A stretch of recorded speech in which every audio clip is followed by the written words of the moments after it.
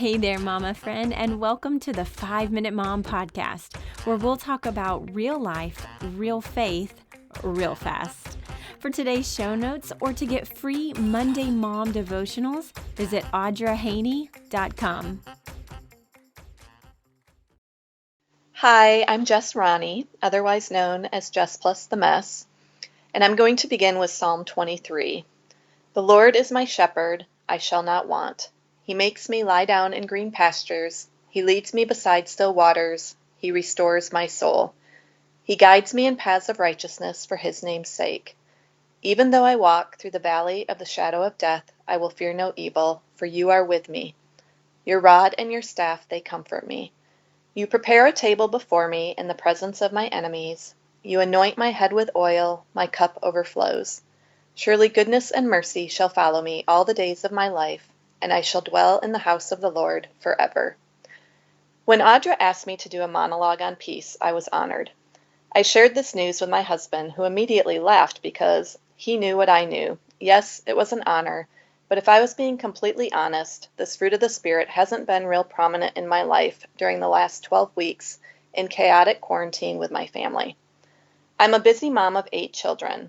One of them is my 15-year-old son Luke, who has profound special needs, and these include incontinence, mostly nonverbal communication, and limited mobility.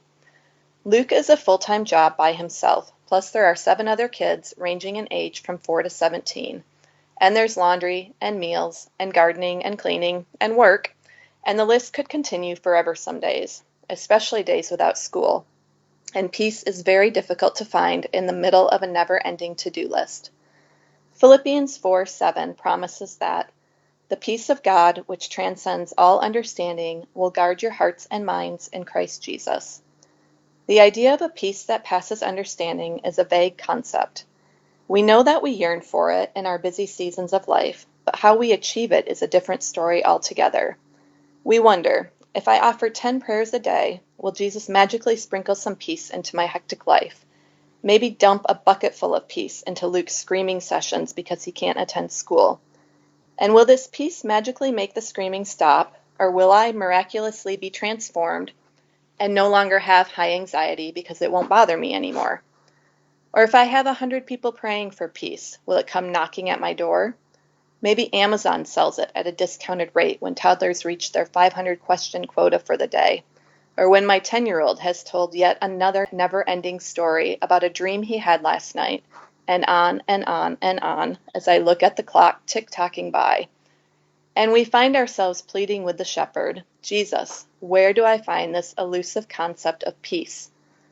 During certain periods of my life, this peace has miraculously arrived, completely without understanding. Peace that I could not explain during my pregnancy with Luke when I was told that he would die. And I experienced it again as I laid beside my dying husband in 2010. But I found that as much as this peace that passes understanding does exist, its existence goes hand in hand with my actions. I've often turned to Psalm 23 in times of distress or overwhelm, and through the words King David offers, I'm gently reminded to let the shepherd lead, and I will want for nothing.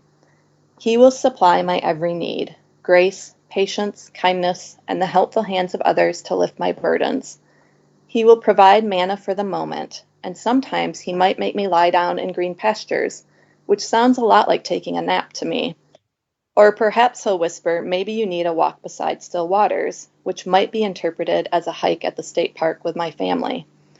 When I invite the shepherd into my anxiety, invite him into the rituals of self-care, he is there, always trading goodness and mercy for my anxiety, stress, and overwhelm, because self-care might be exactly what I need in order to bring peace back into my life. He provides a shelter of peace, but I have to do my part. Everything in our walk with the shepherd involves a partnership. We do and he extends. We pursue self-care and the natural result is peace. We pursue harmony and the natural result is uplifting relationships. And as long as I stay beside him and don't run off the path, trying to control the situation in my strength, as long as I allow his rod to lead, I dwell with him in perfect peace all the days of my life. So that's the end of our 5 minutes. Please tune in again soon. If you want to learn more about me or sign up for the podcast newsletter or get a free devotional, visit audrahaney.com. And if you enjoyed this, would you please leave a quick review? Reviews are so important for podcasters, and it helps more moms find us, and it would be a great blessing.